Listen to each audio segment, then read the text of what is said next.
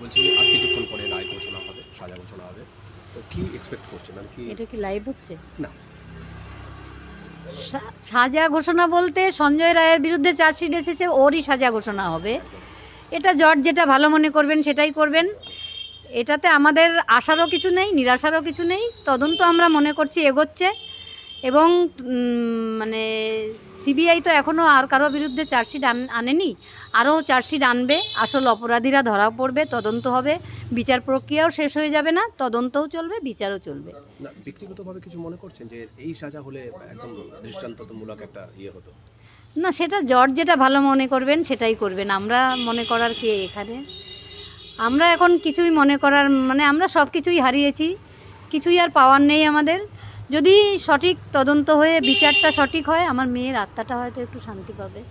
আচ্ছা, আর সেটি হচ্ছে যে আপনারা কালকেও শুনছিলাম যে বেশ কয়েকজন জড়িত আছে, শুধু সঞ্জয় রায়, আপনি এখনও যেটা বললেন, তো তাদের কি আদৌ গ্রেপ্তার করা সম্ভব হবে? মানে অবশ্যই হবে। যে সদিচ্ছা বা সরকারের সদিচ্ছা আর কোর্ট বলবে। আমরা কোর্টের কাছে রেখেছি আমাদের কোশ্চেন, সুপ্রিম কোর্টে রেখেছি, হাইকোর্টে রেখেছি এবং শিয়ালদা কোর্টেও রেখেছি। কোর্টই বলবে। टाला थाना ओसी को लेकर क्या कहना है आपका? টালা থানার ওসি যেটুকু দোষী তার থেকে বেশি দোষী বিনীত গোয়েল এবং এসিপি কি মুরারিধরন কি জানি একজন, এবং সোপিয়া মল্লিক। আমরা সকালে 12টা 15 নাগাদ যখন হসপিটালে ঢুকেছি তখন ওনাদের প্রেজেন্সি ছিল ভেতরে এবং তখন অনেক লোক ছিল। তারা কি করছিল ভেতরে? ওনাদের প্রেজেন্সিতে একটা দুর্ঘটনাস্থলে কেন এত জনবহুল হয়ে গেল, ওনাদের সেটা দেখার দায়িত্ব ছিল এবং করিডর করা প্রয়োজন ছিল ওনাদের, ওনারা সেগুলো করেননি। ওনারা কেন কর্তব্যের গাফিলতিতে গ্রেপ্তার হলেন না? এবং এটাও শোনা যাচ্ছে যে বেশ কয়েকজন ডাক্তারও ওখানে জড়িত ছিল এবং বেশ কয়েকজন নামও সামনে এসেছে। 4জন ডাক্তার আমার মেয়ের সঙ্গে যারা ছিল তাদের তো জিজ্ঞাসাবাদও ঠিকঠাক করা হয়নি। তারা হেফাজতে না নিলে কি সত্যি কথা বলবে? আজকে এখানে যদি কোনো একটা অপরাধ ঘটে, আগে তো এখানে যারা ছিল তাদেরই জিজ্ঞাসাবাদ করা হবে ধরে নিয়ে, সেটাই তো করা হয়নি। এবং তার মধ্যে একজন মহিলা ডাক্তার ছিল যে একদম আপনার মেয়ের একদম খুব ক্লোজ একটা ফ্রেন্ড ছিল, তো তাকে তারা আসলে আমরা তো বলেছি ওর নাম, ও 2 মাস ধরে এখানে ছিলও না, ও বাইরেও চলে গেছিল। মানে দেশের বাইরে? দেশের বাইরে মানে ওর বাড়িতে চলে গেছিল। তারপরে আবার এখন এসেছে এবং সিবিআই ওকে জিজ্ঞাসা করেছে। কি জিজ্ঞাসা করেছে আমি জানি না, তবে আমরা ওকে প্রথম থেকেই অভিযুক্ত মনে করি। सीबीआई के ऊपर भरोसा है आपको? আমাদের কোর্টের উপরে ভরসা আছে। কোর্টে আমরা সব কোশ্চেন রেখেছি, কোর্ট আমাদের ব্যবস্থা নেবে। না আজকের যদি কোনো একটা রায় তো দেবে, কিন্তু রায়ের পরে আপনাদের পরবর্তী পদক্ষেপ কী হবে? পরবর্তী পদক্ষেপ আমাদের 5 তারিখ সুপ্রিম কোর্টে হিয়ারিং আছে। সেটা যদি এখানে হাইকোর্টে চলে আসে তাহলে হাইকোর্ট শুনবেন, আমাদের সমস্ত কোশ্চেনের অ্যান্সার দেবেন এবং রাস্তার আন্দোলনকেও বলবো যারা এতদিন আমার পাশে ছিলেন, সমস্ত মানে কোনো রাজনৈতিক রং ছাড়াই সমস্ত জনসাধারণ যেভাবে আমাদের পাশে ছিলেন, আজকের রায়ের পরেও এভাবেই পাশে থাকবেন। মানে বিচার প্রক্রিয়া হবে মানে তদন্ত শেষ হয়ে যাবে না, বিচারও শেষ হয়ে যাবে না, আপনারা আশাহত হবেন না এবং আমাদের পাশে থাকবেন, লড়াই চালিয়ে যাবেন। যাবেন আপনারা?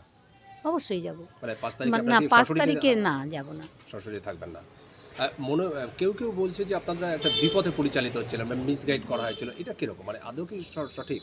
না, আমাদের কেউ মিসগাইড করছে না, আমরা সবার সঙ্গে আছি। যেহেতু আমার মেয়ে যেদিন মৃত্যু হয়েছে সেদিনই মানে আমার মেয়ে সারা পৃথিবীর ঘরের মেয়ে হয়ে গেছে। আমি মনে করছি আমার পরিবারটা এখন অনেক বড় হয়ে গেছে, তাই যারা আমাদের মেয়েটাকে ঘরের মেয়ে মনে করেছিলেন তারা কেউ আমাকে বিপথে চালিত করবেন না এবং আমিও কারো মানে ইয়েতে বিভ্রান্ত হব না, কারণ আমি যা হারিয়েছি, হারানোর আর কিছুই আমার নেই।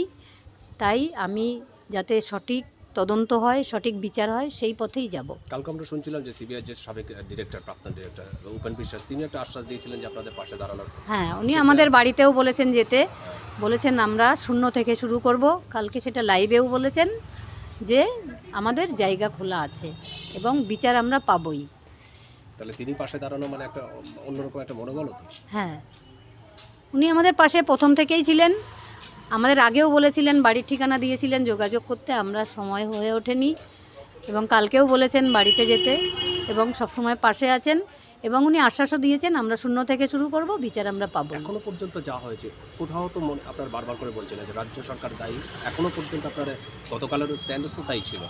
রাজ্য সরকার দায়ী, এটাই তো বললাম, এই যে স্যালাইন কাণ্ডে 12 জন ডাক্তার সাসপেন্ড হলো। এখানে আমার মেয়েও তো একজন কর্তব্যরত ডাক্তার, এখানে তো কেউ কর্তব্যর গাফিলতিতে সাসপেন্ড হলো না, কেউ অ্যারেস্টও হলো না হসপিটালের কেউ, শুধু একজন বাইরের সিভিক ভলেন্টিয়ার এসে অ্যারেস্ট হলো। ভেতরের কেউ জড়িত না থাকলে তো বাইরের কেউ এসে এটা ঘটানো সম্ভব নয়, সেটা তো সিএফএসএল রিপোর্টই বলেছে। তার মানে একটা অদৃশ্য হাত যারা এই ঘটনাটা ঘটিয়েছে, একটা হসপিটালের মধ্যে এসে একটা ডাক্তারকে ধর্ষণ এবং খুন করে যাব, এটা তো অনেক পাওয়ার দরকার। তার পাওয়ারটা কোনো একটা পাওয়ার থেকেই এসেছে, আমি মনে করি সেটা মুখ্যমন্ত্রীর থেকেই এসেছে। কোনোভাবে কি তার সাথে যোগাযোগ করবেন বা তার দপ্তর না, কোনো দিন না, কোনো এমনকি এখানকার কেউ যারা মানে কোনো ওই রাজনৈতিক দলের কেউ আমাদের সঙ্গে এসে যোগাযোগ করার কোনো চেষ্টা করেনি, তাই আমরাও চেষ্টা করব না কোনো। যদি নিজে থেকে কেউ আসতে চায়, আমার পাশে দাঁড়াতে চায়, দাঁড়াবে, কিন্তু আমি নিজে থেকে কোনো দিন যাব না। কিন্তু তারাও তো খুব একটা ভালো ভূমিকা পালন করেনি প্রথম দিন থেকেই, তো আমরা দেখছি না, যাদের যেসব রাজনীতিবিদদের কথা বলছেন আপনি, না, সবাই যে কেউ কেউ ভেতরেও আমাদের বলছে, কিছু মনে করবেন না, আমরা পাশে আছি। আমি বলবো তারা কি কারণে হয়তো দূর থেকে বলছেন পাশে আছি, তারা যদি পারেন সামনাসামনি এসে আমার পাশে দাঁড়াবেন, এটা আমি বলবো। ওই ঘটনার পর থেকে স্থানীয় বিধায়ক আপনাদের সাথে যোগাযোগ করেছে? 4 দিন করেছেন, 4 দিন পুরো। হ্যাঁ, তারপরে আর করেন না। শুধু বিধায়ক নয়, কেউই না, আমাদের পানিহাটিতে তৃণমূলের কোনো লোক, এমনকি আমাদের কাজের সূত্রে কিছু লোকের সঙ্গে জানাশোনা আছে, তারা তৃণমূল করে, তারা পর্যন্ত আমাদের বাড়িতে আসতে চায় না। এবং আমাদের কেউই আসে না, একমাত্র এই সামনের বাড়ির মামি ছাড়া কেউ আমাদের বাড়িতে আসে না। হ্যাঁ, আর প্রতিবেশীরা কেউই আমার কী কারণে জানি না, সেটা আমার জানার ইচ্ছাও নেই, কারণ সমস্ত পৃথিবীর মানুষ আমার পাশে আছে। এই কয়েকজন আমার পাশে থাকলো কি না থাকলো, এটাতে আমার কিচ্ছু যায় আসে না। पब्लिक को क्या बोलेंगे फिर से आंदोलन के लिए? पब्लिक को तो हर वक्त हम बोल रहा है, आप लोग हमारे साथ आइए और आंदोलन को जारी रखिए और आगे क्या होता है देखिए। 25 তারিখে আমাদের সোদপুরেও আছে, ওখানে আমরা যাব, সোদপুরে প্ল্যাটফর্মে আছে, পাশেই আছে। আমরাও তো এখন আন্দোলনে যোগ দিচ্ছি, কিন্তু এই বিচারের প্রক্রিয়ার জন্য সময়ের একটু অভাবের জন্য সবসময় যেতে পারি না।